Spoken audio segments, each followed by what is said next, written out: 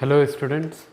तो क्योंकि आपकी बोर्ड एग्ज़ाम आने ही वाली है क्लास 12th के, तो हम इन क्लासेस में हम फिज़िक्स का जो भी सिलेबस है वो कंप्लीट करेंगे, स्टार्टिंग फ्रॉम द इलेक्ट्रोस्टैटिक्स और लास्ट चैप्टर जो है सेमीकंडक्टर डायोड तक सारा सिलेबस जो है वो मैं कंप्लीट कराऊंगा और हम सिर्फ फोकस करेंगे बोर्ड एग्ज़ाम पर।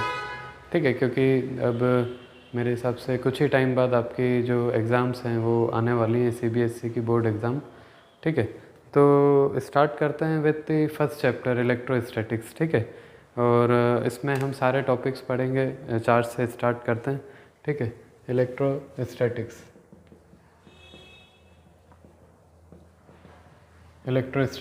ठीक है, तो इलेक्ट्रोस्टैटिक्स सबसे पहले तो होता क्या है। इलेक्ट्रोस्टैटिक्स जो है वो एक बहुत ही मतलब बड़ी ब्रांच ऑफ फिजिक्स है। ठीक है, विच इज़ कॉल्ड इलेक्ट्रो मैग्नेटिज़म। ठीक है, इलेक्ट्रोमैग्नेटिज़म का एक पार्ट है इलेक्ट्रोस्टैटिक्स। ठीक है, इसमें हम क्या क्या पढ़ेंगे, तो इसमें हम देखो, इलेक्ट्रो का मतलब होता है इलेक्ट्रिक चार्ज से रिलेटेड, यानी इलेक्ट्रिक, या हम बोल सकते हैं कि इलेक्ट्रिक मतलब चार्ज और स्टैटिक मतलब स्टेशनरी। ठीक है, तो इसमें हमें क्या पढ़ना है, रुके हुए चार्ज की प्रॉपर्टीज़ पढ़नी है। ठीक है, चार्ज हमेशा किस में रहेगा, इस पूरे चैप्टर में हम जो भी पढ़ेंगे उसमें हम सिर्फ किसके बारे में पढ़ेंगे, इसमें हम सिर्फ जो स्टेशनरी चार्जेस होते हैं उनकी सिर्फ प्रॉपर्टीज़ हमको पढ़ना है। ठीक है, स्टेशनरी चार्जेस क्या प्रोड्यूस करते हैं, क्या फोर्स लगाते हैं, कितना पोटेंशियल क्रिएट करते हैं, इलेक्ट्रिक फील्ड वगैरह, ये सारी चीज़ें हमें इस चैप्टर में पढ़नी है। ठीक है, तो इसमें बस हमको ये ध्यान रखना है कि ये जो इलेक्ट्रोस्टैटिक्स है इसमें हमेशा चार्ज क्या होगा, स्टेशनरी होगा। ठीक है, और जैसे ही वो मूव करने लग जाएगा तो फिर हम अगला जो चैप्टर है, जैसे करंट, इलेक्ट्रिसिटी, मूविंग चार्ज जो है, रेस्ट में अगर चार्ज होगा तो उसकी प्रॉपर्टीज़ इलेक्ट्रोस्टैटिक्स में आती हैं। ठीक है, और अगर मूविंग चार्ज होगा तो that is the different branch of physics जिसको हम बोलते हैं इलेक्ट्रोडायनामिक्स। ठीक है, तो उसमें जैसे आगे के जो चैप्टर्स हैं जैसे कि करंट, इलेक्ट्रिसिटी और मैग्नेटिज़म वगैरह, ये सारी चीज़ें जो हैं वो इलेक्ट्रोमैग्नेटिज़म में आएगी। ठीक है, तो पहले हम स्टार्ट करते हैं विथ इलेक्ट्रोस्टैटिक्स, क्योंकि इसमें हमें चार्ज की प्रॉपर्टीज़ पढ़नी है टेस्ट में, तो सबसे पहले हमें ये पता होना चाहिए कि व्हाट इज़ चार्ज। ठीक है, चार्ज क्या होता है। ठीक है, तो स्टार्ट करते हैं बहुत ही बेसिक, जो तुम लोगों ने लोअर क्लासेस में भी कभी ना कभी पढ़ा होगा, चार्ज क्या होते हैं, चार्ज की क्या प्रॉपर्टीज़ होती हैं। ठीक है, क्लास 8 में, क्लास 10th में, तो वहीं से ही हम स्टार्ट करेंगे। ठीक है, तो सबसे पहले देखते हैं व्हाट इज़ चार्ज। तो चार्ज क्या है, चार्ज एक कैरेक्टरिस्टिक्स है। ठीक है, एक प्रॉपर्टी ऑफ पार्टिकल है। ठीक है, तो इट इज़ प्रॉपर्टी या characteristics of a particle due to which it experience and produce electric and magnetic effects.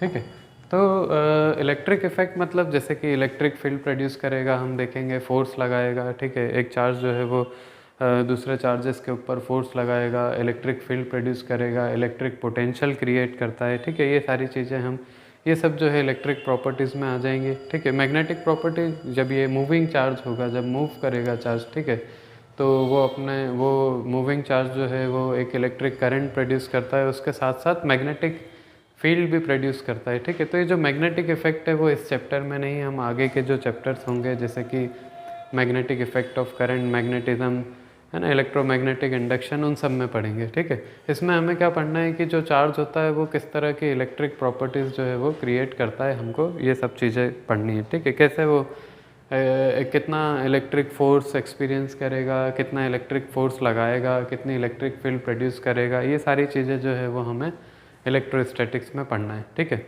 Magnetic वाली जो चीज़ है वो हम आगे के चैप्टर्स में करेंगे। ठीक है, तो चार्ज की ऐसा यूनिट क्या होती है, इट इज़ अ कैरेक्टरिस्टिक्स। ठीक है, पार्टिकल के ऊपर आती है। ठीक है, पार्टिकल मतलब यानी कि देखो सिंपल सी बात है, चार्ज एक पार्टिकल के कैरेक्टरिस्टिक्स है, यानी मास की कैरेक्टरिस्टिक्स है। ठीक है, पर हर एक पार्टिकल का क्या होगा, मास होगा। ठीक है, तो हम ऐसा बोल सकते हैं कि विदाउट मास चार्ज प्रेजेंट नहीं हो सकता, ठीक है। Charge without mass is not possible, ठीक है। तो हम लिख सकते हैं कि charge cannot exist without mass, ठीक है। अगर मास है, ठीक है, तो चार्ज होगा, मास नहीं है, ठीक है, विदाउट मास चार्ज पॉसिबल नहीं है, ठीक है। तो हमने ये भी पढ़ा है लोअर क्लासेस में कि there are two types of charges. ऐसा यूनिट ऑफ चार्ज क्या होती है पहले ये देख लेते हैं। तो ऐसा unit of charge is coulomb represented by capital C, ठीक है। ये ऐसा यूनिट ऑफ चार्ज होती है कूलम, ठीक है। और इसके अलग अलग और यूनिट्स जैसे कि सी जी एस यूनिट और ESU electrostatic unit of charge, ESU unit, ठीक है, वो किसके इक्वल होती है? तो इट इज़ स्टेट कूलम। इसको क्या बोलते हैं? स्टेट कूलम, ठीक है, STC, ठीक है। State coulomb is the ESU unit of charge, ठीक है, और SI unit of charge is coulomb, ठीक है। दोनों में क्या रिलेशन होता है वो भी हम देख लेते हैं। तो याद रखो कि वन कूलम इज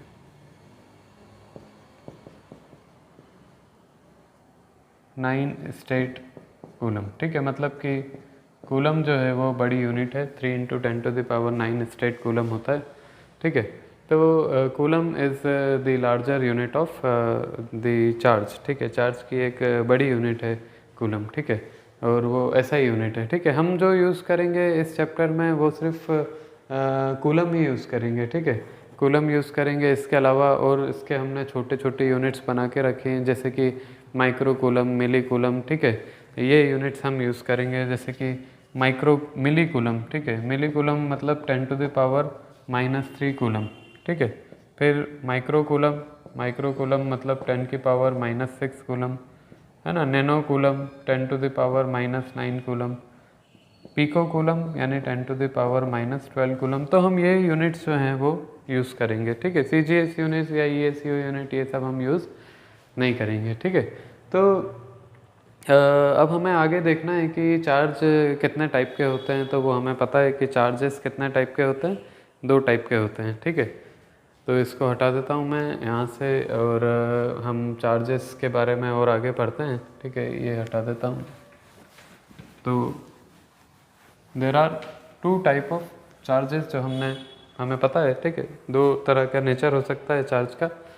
तो one type of charge is called positive charge, और दूसरे 2 टाइप का चार्ज होता है उसको हम क्या बोलते हैं? नेगेटिव चार्ज, ठीक है।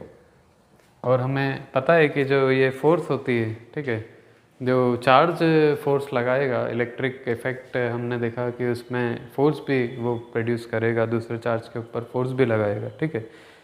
तो जो फोर्स एक चार्ज पार्टिकल दूसरे चार्ज पार्टिकल पे लगाता है, that force is called electrostatic force, ठीक है। And electrostatic force can be attractive as well as repulsive in nature, ठीक है। तो और हमें ये भी पता है कि भाई अगर 2 लाइक चार्जेस होंगे, like charges repel each other, unlike charge attract each other, ये हमको पता है, ठीक है।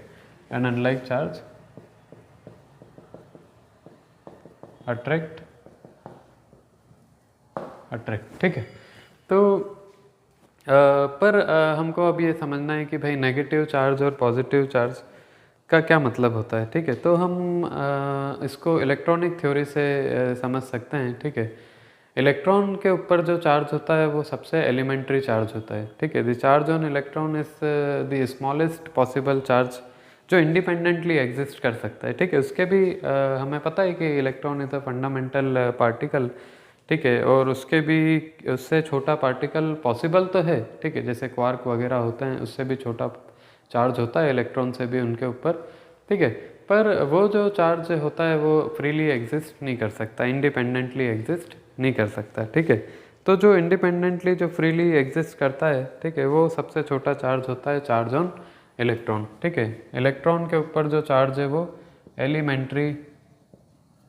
एलिमेंट्री चार्ज होता है, charge on electron is smallest possible charge call भी एलिमेंट्री चार्ज, ठीक है। तो इसके ऊपर कितना चार्ज होता है, चार्ज ऑन इलेक्ट्रॉन को हम इसे रिप्रेजेंट करेंगे और ई की जो वैल्यू होगी, ठीक है, स्मॉलेस्ट पॉसिबल चार्ज जो पॉसिबल हो सकता है वो 1.6 इंटू 10⁻⁻19 कूलम नेगेटिव। इलेक्ट्रॉन के ऊपर कितना चार्ज होता है, -1.6 इंटू 10⁻⁻19 कूलम, इतना, ठीक है, ये चार्ज प्रेजेंट होता है। और ये सबसे स्मॉलेस्ट पॉसिबल चार्ज है, इससे छोटा चार्ज फ्रीली एग्जिस्ट नहीं करता, ठीक है। तो अब इसके बाद हमें समझना है पॉजिटिव चार्ज का क्या मतलब है, नेगेटिव चार्ज का क्या मतलब है। तो देखो जो अच्छा प्रोटॉन हमें मालूम है एक और पार्टिकल होता है एटम के अंदर, और वो होता है प्रोटॉन जिसके ऊपर पॉजिटिव चार्ज होता है, और सेम जितना कि इलेक्ट्रॉन के ऊपर चार्ज है उतना ही प्रोटॉन के ऊपर चार्ज होता है। तो प्रोटॉन के ऊपर जो चार्ज होगा, charge on proton P is equals to 1.6 into 10⁻⁻19 P, हम इसको E से भी रिप्रेजेंट कर सकते हैं, वो भी बराबर, दोनों के ऊपर बिल्कुल क्या होता है, एग्जैक्टली एक जैसा चार्ज, पर इलेक्ट्रॉन के ऊपर जितना नेगेटिव उतना ही प्रोटॉन के ऊपर पॉजिटिव, ठीक है। और एटम में हमें पता है कि भाई दोनों जो हैं नंबर दोनों का क्या होता है, एग्जैक्टली इक्वल होता है, जितना इलेक्ट्रॉन्स होते हैं उतने ही क्या होते हैं, प्रोटॉन्स होते हैं, ठीक है। तो the number of electron in an atom is equals to number of proton, ठीक है। तो ऑन दी होल एक एटम के ऊपर कोई चार्ज नहीं होता, ठीक है, वो न्यूट्रल होता है। क्यों न्यूट्रल होता है, इसका क्या कारण है, क्योंकि जितने इलेक्ट्रॉन उतने प्रोटॉन, तो दोनों एक दूसरे को क्या कर लेंगे, कैंसिल। इसलिए जो नेट चार्ज होता है on an atom is always neutral, ठीक है, कोई चार्ज उस पर नहीं होता, ठीक है। तो फिर चार्ज किस तरह से जो है ट्रांसफ़र होता है फ्रॉम वन ऑब्जेक्ट, चार्ज किस तरह से जो है आता है किसी ऑब्जेक्ट पे, ठीक है, नेट चार्ज कैसे आएगा, ठीक है, क्योंकि ओवरऑल तो किसी भी एटम पे कोई चार्ज नहीं होता, और सारे जो पार्टिकल्स होते हैं वो किसके बने होते हैं, एटम के, ठीक है।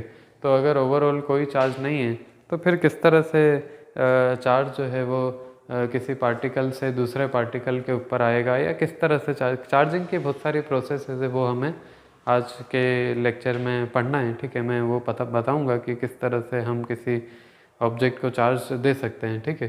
तो पर हमको ये देखना है कि कैसे, तो इलेक्ट्रॉन्स के ट्रांसफ़र से याद रखो, अगर हम अगर रबिंग, चार्जिंग बाय रबिंग हम आगे पढ़ेंगे, चार्जिंग बाय रबिंग या फ्रिक्शन के कारण जो चार्ज होता है वो due to transfer of electron होता है, ठीक है, इलेक्ट्रॉन्स के ट्रांसफ़र के कारण होता है, ठीक है। तो अगर इलेक्ट्रॉन्स ट्रांसफ़र होंगे, जैसे कि सपोज़ एक ऑब्जेक्ट है जिसके पास सपोज़ 11 इलेक्ट्रॉन है ना, और 11 प्रोटॉन्स हैं पहले से, नेगेटिव पॉजिटिव, ठीक है। और ये दूसरा है जिसके पास मान लो -17 इलेक्ट्रॉन प्लस 17 प्रोटॉन है, ठीक है। अब मान लो कि क्या होता है, किसी कारण से इसके इलेक्ट्रॉन्स, ये इसमें से इलेक्ट्रॉन, या हम मान ले रबिंग के कारण, है ना, क्या होता है, यहाँ से इलेक्ट्रॉन जो है वो इस तरफ ट्रांसफ़र हुए, ठीक है, इसमें से इलेक्ट्रॉन इधर ट्रांसफ़र हुए, किस में से किस में ट्रांसफ़र होंगे। तो जब हम रबिंग करते हैं तो ये उस पर डिपेंड करता है कि हमने जो जिसमें लूजली बॉन्डेड होंगे इलेक्ट्रॉन, ठीक है, उसके इलेक्ट्रॉन्स, उसमें से इलेक्ट्रॉन्स निकलेंगे और दूसरे वाले में इलेक्ट्रॉन जो हैं वो ट्रांसफ़र होंगे, ठीक है। तो अगर एक इलेक्ट्रॉन ट्रांसफ़र हुआ तो यहाँ पर कितने इलेक्ट्रॉन्स हो गए, 10, और यहाँ पर एक इलेक्ट्रॉन चला गया तो यहाँ कितने हो गए, 18, ठीक है। तो due to the transfer of electron, अब इसके पास कितने इलेक्ट्रॉन्स बचे हैं, 10 बचे हैं, तो नेट चार्ज कितना हो गया, पहले नहीं था, अब कितना हो गया, अब देखो कितना हो गया, तो 11 में से 10 माइनस करेंगे तो 1 बचेगा, +1, ठीक है। और यहाँ देखें अगर हम तो -18 में से 17 गया तो -1, तो पहले कोई चार्ज नेट नहीं था, पर अब आफ्टर रबिंग जब हमने रब करा तो दोनों के ऊपर जो है चार्ज आया, ठीक है, इसके ऊपर पॉजिटिव, इसके ऊपर नेगेटिव। जिसमें से इलेक्ट्रॉन्स निकल गए उसके ऊपर कौन सा चार्ज आया, पॉजिटिव, और जिसमें इलेक्ट्रॉन चले गए उसके ऊपर कौन सा चार्ज आया, नेगेटिव, ठीक है। तो हम ऐसा बोल सकते हैं कि व्हाट इज़ पॉजिटिव चार्ज, तो हम ऐसा बोल सकते हैं कि according to electronic theory the deficiency of electron, यहाँ इलेक्ट्रॉन की कमी हो गई, मतलब क्या हो गया, डेफिशिएंसी हो गई, ठीक है। तो अगर डेफिशिएंसी ऑफ इलेक्ट्रॉन होगी तो ऑब्जेक्ट के ऊपर कौन सा चार्ज आएगा, नेगेटिव चार्ज, ठीक है। तो और एक्सेस ऑफ इलेक्ट्रॉन ज़्यादा हो गए, उस पर इलेक्ट्रॉन्स चले गए थे, ज़्यादा हो गए थे, तो उस पर कौन सा चार्ज आ गया, नेगेटिव। तो deficiency of electron means electrons means positive charge and excess of electrons means negative charge, ठीक है। तो किसी भी अगर ऑब्जेक्ट में इलेक्ट्रॉन्स की कमी है तो इसका मतलब उसके ऊपर कौन सा चार्ज है, पॉजिटिव। और अगर उसके पास एक्सेस ऑफ इलेक्ट्रॉन है, ज़्यादा इलेक्ट्रॉन, ठीक है, एज़ कम्पेयर टू प्रोटॉन उसके पास इलेक्ट्रॉन ज़्यादा है, तो उसके ऊपर कौन सा चार्ज होगा, नेगेटिव। तो हम जब भी अब चार्ज की बात करेंगे कि एक ऑब्जेक्ट के ऊपर इतना कूलम चार्ज है, मतलब हम किसकी बात कर रहे हैं, नेट चार्ज की, ठीक है, ओवरऑल इस पर, क्योंकि चार्ज तो हमेशा हर एक ऑब्जेक्ट के अंदर होता ही है, क्योंकि उसमें इलेक्ट्रॉन्स हैं, उसमें प्रोटॉन है, ठीक है। पर हम किसकी बात करेंगे, अगर हम चार्ज की बात कर रहे हैं तो हम बात कर रहे हैं यानी उसके ऊपर नेट चार्ज की, ठीक है। तो हो सकता है पॉजिटिव चार्ज हो due to the deficiency of electron, हो सकता है नेगेटिव चार्ज हो due to excess of electron. अब इसके आगे हमको प्रॉपर्टीज़ ऑफ चार्ज करना है, ठीक है। जैसे चार्ज जो है उसकी और क्या प्रॉपर्टीज़ होती हैं, ठीक है, वो सारी चीज़ें प्रॉपर्टीज़ ऑफ चार्ज हमें पढ़ना है, ठीक है। चार्ज के बारे में हम आगे बात करते हैं, the properties of charge. Properties of charge,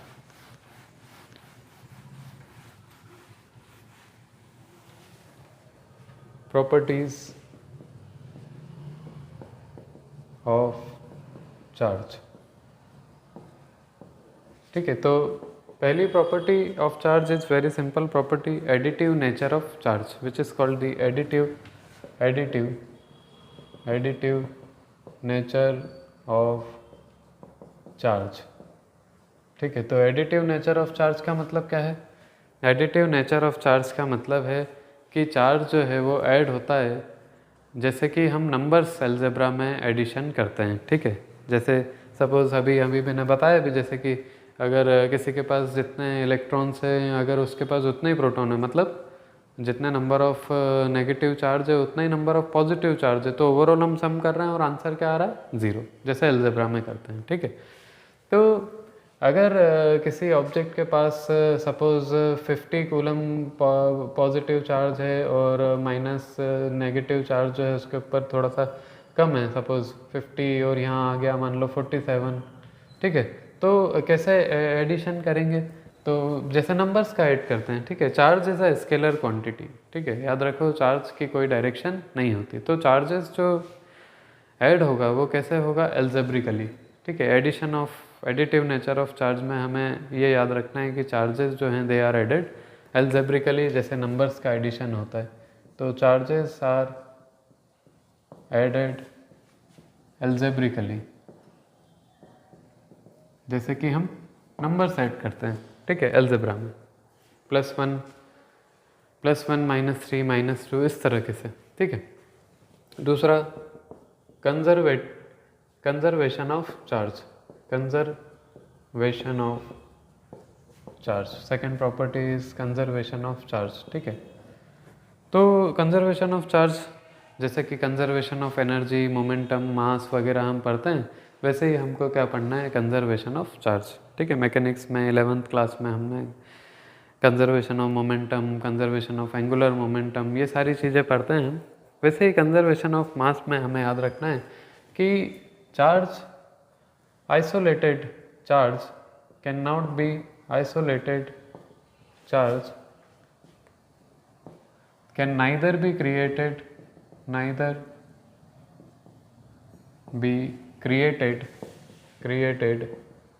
nor be destroyed, ठीक है। आइसोलेटेड चार्ज हम ना तो क्रिएट कर सकते हैं ना डिस्ट्रॉय कर सकते हैं, ठीक है।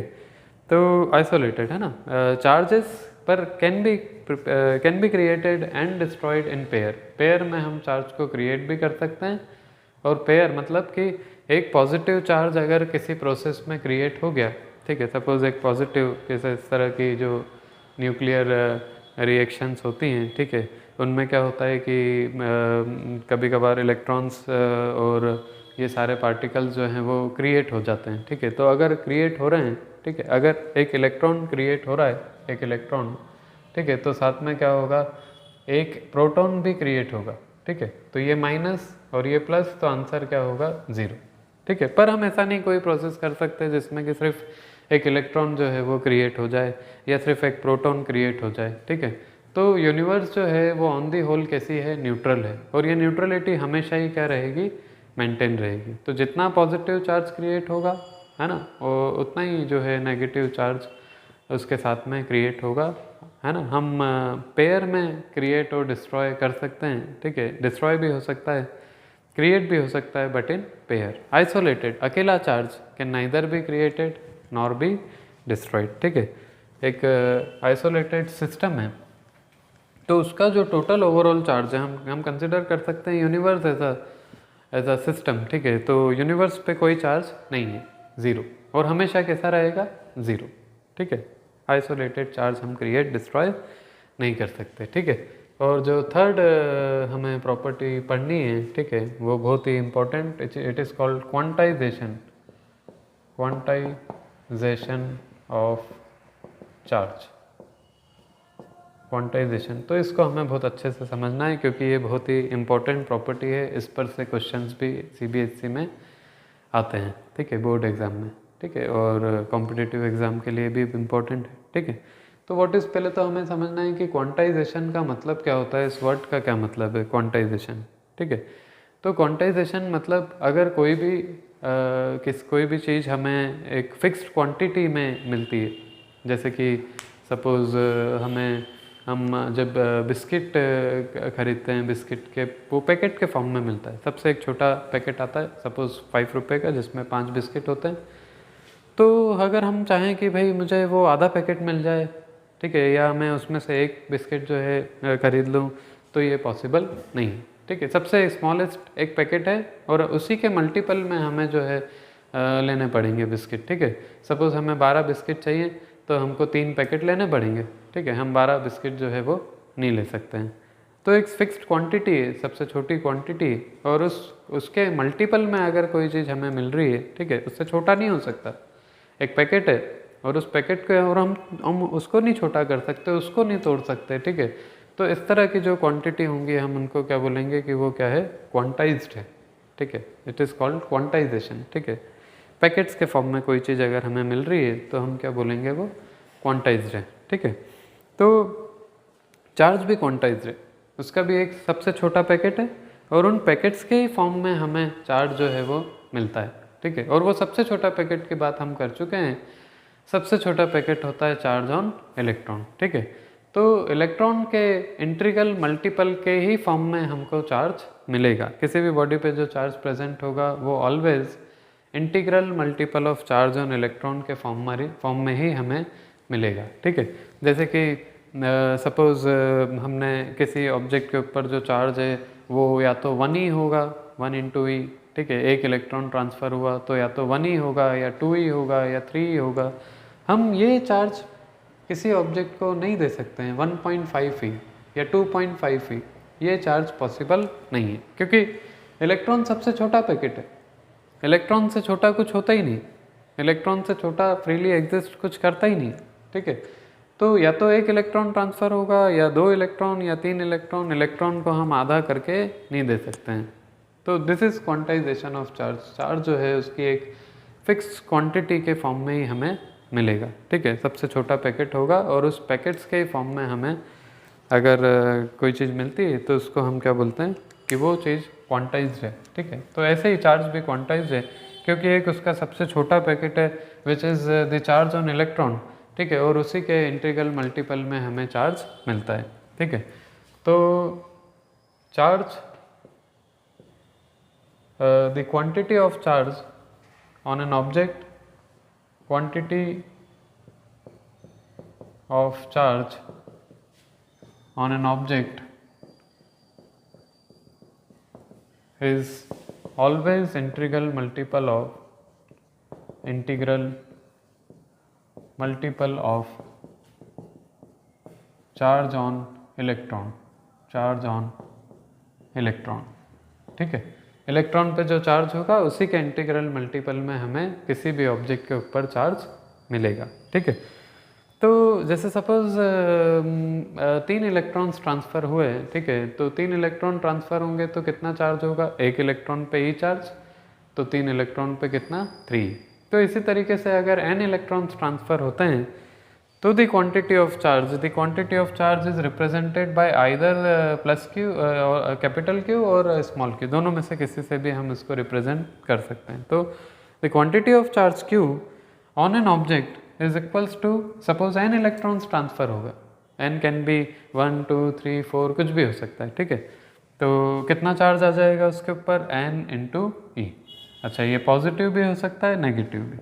पॉजिटिव क्यों, पॉजिटिव और नेगेटिव क्यों, अगर इलेक्ट्रॉन्स निकल गए चले गए तो हमें पता है डेफिशिएंसी ऑफ इलेक्ट्रॉन हो जाएगी, ठीक है। तो डेफिशिएंसी ऑफ इलेक्ट्रॉन हो जाएगी तो कौन सा चार्ज आएगा, पॉजिटिव। निकल गए तो पॉजिटिव, आ गए तो क्या होगा, नेगेटिव, ठीक है।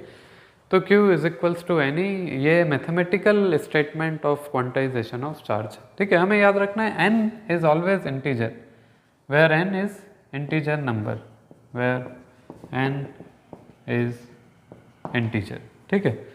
तो एक और चीज़ इसमें जो हमें समझनी है कि चार्ज ऑन इलेक्ट्रॉन तो एक बहुत ही छोटी सी क्वांटिटी होती है, the smallest packet of the charge is very very small, बहुत छोटा है। कितना है, देखो कितना है, हमने अभी देखा था 1.6 into 10 to the power -19 coulomb, -19 coulomb, तो ये बहुत कम है, ठीक है।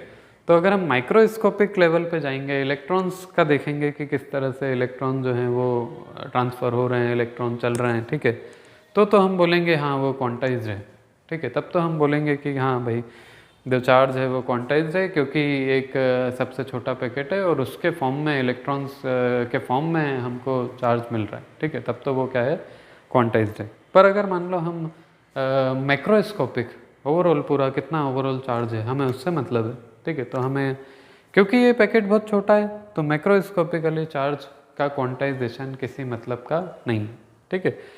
जैसे अगर मैं देखो इस तरह से इसको हम देखते हैं, सपोज़ कि ये चार्ज है Q और, ठीक है, ये जैसे, अच्छा तो Q जो है वो किस फॉर्म में आएगा, स्टेप के फॉर्म में, जैसे कि सपोज 0 चार्ज, कोई चार्ज नहीं, या फिर सीधा 1 ही चार्ज, या फिर सीधा 2 ही चार्ज, या फिर सीधा 3 चार्ज, ठीक है। तो या तो इधर या तो 0 कोई चार्ज नहीं, या फिर सीधा 1 ही, या फिर सीधा 2 ही, या फिर सीधा 3, ठीक है। तो 1 ही और 2 ही के बीच में जो इनफाइनाइट और चार्ज हो सकता है पॉसिबल, ठीक है, वो हमें कभी नहीं मिलने वाला, स्टेप्स में चार्ज आता है, ठीक है। अगर हम माइक्रोस्कोपिकली देखेंगे, अगर हमने इसको इलेक्ट्रॉन के उसमें हम जाएंगे, देखेंगे, इस स्कोप में देखेंगे, इलेक्ट्रॉनिक स्कोप में, ठीक है, तो माइक्रोस्कोपिकली चार्ज क्वांटाइज्ड होता है, ठीक है। बट दिस स्टेप, ये जो स्टेप की साइज़ है जो हमने बनाई है, ये बहुत छोटी, किसके इक्वल, ये वाली क्वांटिटी के इक्वल। तो जब हम माइक्रो कूलम मिली कूलम की बात करेंगे, वो इसके हिसाब से बहुत ही ज़्यादा हो जाएगा, ठीक है। कूलम की बात करेंगे, माइक्रो कूलम की बात करेंगे, मिली कूलम की बात करेंगे, या नैनो कूलम की बात करेंगे, जो नॉर्मली ऑब्जेक्ट के ऊपर इतना ही चार्ज होता है, ठीक है, तब ये क्वांटाइजेशन जो है वो हमें मतलब उसका निकलेगा नहीं, ठीक है, तब हमें उसको लेने की ज़रूरत नहीं है, ठीक है। जैसे कि सपोज़ अब अगर ये स्टेप का साइज़ में एक्चुअली, जैसे यहाँ पर स्केल जो है 1 ही 2 ही 3 ऐसी नहीं लूँ, ठीक है। सपोज़ मैं नैनो कूलम में लूँ, ठीक है, नैनो कूलम में 10 टू द पावर -9 की रेंज में लूँ, 1 nano coulomb, 2 nano coulomb, 3 nano coulomb, 4, तो हमें ये ऐसा नहीं दिखेगा स्टेप, ये स्टेप नहीं दिखेंगे फिर, ठीक है। फिर हमें ये जो एक स्टेप आ रहा है, फिर ये ऐसा नहीं होगा, 0 फिर 1 2 3 4, तो सारा क्वांटिटी, ये 1 भी आ सकता है, 2 भी आ सकता है, इसके बीच में जितने भी 0 से 1 के बीच में जितने भी, ठीक है, ये स्टेप्स होंगी, इसमें भी इसके हम अगर पार्ट करें तो ये छोटी, पर वो हमको वो इतनी छोटी हैं कि हमको लगेगा कि चार्ज कंटिन्यूसली आ रहा है, ठीक है, कंटिन्यूसली, ठीक है। तो microscopically charge is quantized, but macroscopic, जब मैक्रो मतलब बड़ी क्वांटिटी की हम अगर बात करेंगे, ठीक है, नैनो कूलम में, मिली कूलम में, ठीक है, तब चार्ज क्या होगा, तब क्वांटाइज्ड होगा, पर उसका क्वांटाइजेशन का उस टाइम पर हमें कोई ज़रूरत लेने की नहीं होगी। मतलब 1 नैनो कूलम चार्ज है किसी ऑब्जेक्ट पे, तो क्या इतना चार्ज नहीं हो सकता? 1.5 नैनो कूलम बिल्कुल हो सकता है, पॉसिबल है। तो नैनो कूलम में बात करेंगे तो इंटीजर में नहीं है। 1 के बाद 1.5, 1.2, 1.7, 1.005 सारे चार्ज जो हैं वो पॉसिबल हैं, ठीक है, जैसे कि मैंने बताया यहाँ 10 से लेके 1 के बीच में, नैनो कूलम के बीच में क्या जितने भी इनफाइनाइट नंबर हैं वो पॉसिबल हैं, ठीक है। अगर उसको इस लेवल पे ले लोगे तो फिर नहीं है, ठीक है। तो समझ आ रहा है, इस तरह से हमको याद रखना है कि मैक्रोस्कोपिकली क्वांटाइजेशन ऑफ चार्ज को कंसीडर करने की ज़रूरत नहीं, माइक्रोस्कोपिकली हम करेंगे क्योंकि वो क्वांटाइज्ड है, ठीक है, उसका एक सबसे छोटा पैकेट है, ठीक है, और उस पैकेट के फॉर्म में ही हमें चार्ज मिल रहा है। तो ये है क्वांटाइजेशन ऑफ चार्ज। इसमें हमको याद रखना है कि quantity of charge is always integral multiple of charge on electron, ठीक है। अच्छा, एक और चीज़ जो हमको याद रखनी है, जैसे कि इलेक्ट्रॉन्स के ट्रांसफ़र से चार्ज अगर आ रहा है और इलेक्ट्रॉन का कुछ ना कुछ मास होता है, वेरी स्मॉल बट उसका मास होता है, ठीक है। तो इसका मतलब ये है कि मास में अगर किसी ऑब्जेक्ट के ऊपर चार्ज आ रहा है या, ठीक है, तो उसके मास में भी डिफरेंस आएगा, ठीक है। सपोज पॉजिटिवली चार्ज बॉडी है, पॉजिटिवली सपोज उसके पास 12e इलेक्ट्रॉन्स हैं, प्लस मतलब कि इलेक्ट्रॉन निकल गया उसमें से, इतना चार्ज है उस पर 12e, according to this formula उस पर सपोज 12e के बराबर चार्ज है, ठीक है। तो इसका मतलब ये है कि उसमें से 12 इलेक्ट्रॉन निकल गए,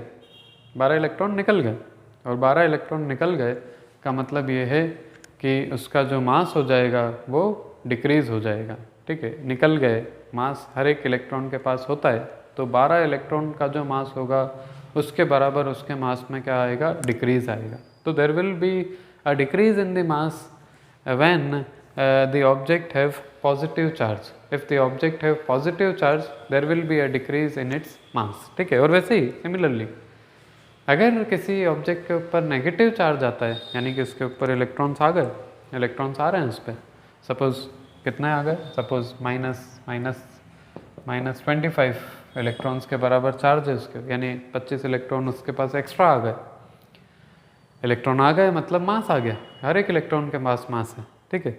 तो इसमें there will be decrease in mass, positive charge में decrease in mass equal to 12 me के बराबर डिक्रीज इन मास होगा। और यहाँ अगर हम बात करें तो increase in mass equal to 25 me। एक इलेक्ट्रॉन का मास अगर me है तो 25 me के बराबर मास डिक्रीज हो जाएगा। Again the mass of electron is very small, वह बहुत ही स्मॉल है, बहुत कम है, ठीक है। तो फिर से माइक्रोस्कोपिकली बात करें तो क्या होगा, डिक्रीज होगा, इंक्रीज होगा। पर अगर हम मैक्रोस्कोपिक, हम अगर एक ऑब्जेक्ट 1 किलोग्राम का है और 25 इलेक्ट्रॉन निकल गए या 25 इलेक्ट्रॉन आ गए, तो उसके मास में कितना डिक्रीज हो जाएगा, तो कोई डिक्रीज निग्लिजेबल, हम उसको ज़ीरो मानेंगे। There will be no decrease और increase in the mass macroscopically, ठीक है। माइक्रोस्कोपिकली होगा, बिल्कुल होगा, बट क्योंकि मास ऑफ इलेक्ट्रॉन बहुत ही कम होता है, बहुत कम, ठीक है, in the range of 10 to the power -32, 34 इस तरह का कुछ होता है kg, ठीक है।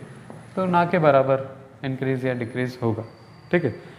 पर microscopically there will be a decrease और increase in the mass if it has positive charge, then there will be decrease in the mass, और अगर नेगेटिव चार्ज है तो there will be increase in the mass, ठीक है। पर ये कब, जब हम मास ऑफ इलेक्ट्रॉन को कंसिडर करेंगे, माइक्रोस्कोपिकली बात करेंगे। मैक्रोस्कोपिकली 1 kg का ऑब्जेक्ट है, 25 इलेक्ट्रॉन निकल गए, 1000 इलेक्ट्रॉन निकल गए, कोई फ़र्क नहीं पड़ेगा मास में, ठीक है। ये हमें याद रखना है। तो ये सारी चीज़ें हैं अबाउट दी चार्ज, ठीक है। चार्ज की ये 3 प्रॉपर्टीज़ हमें याद रखनी है, ठीक है। Additive nature of charge, conservation of charge isolated, कभी भी किसी भी सिस्टम का आइसोलेटेड सिस्टम है तो उसका ओवरऑल चार्ज जो है वो हमेशा क्या रहेगा, कांस्टेंट रहेगा, ठीक है। चार्ज को हम ना तो क्रिएट कर सकते हैं ना डिस्ट्रॉय कर सकते हैं, ठीक है। क्वांटाइजेशन एक फिक्स्ड क्वांटिटी ऑफ चार्ज होता है, smallest packet which is called charge on electron, और उसके मल्टीपल में हमें क्या मिलेगा, चार्ज मिलेगा।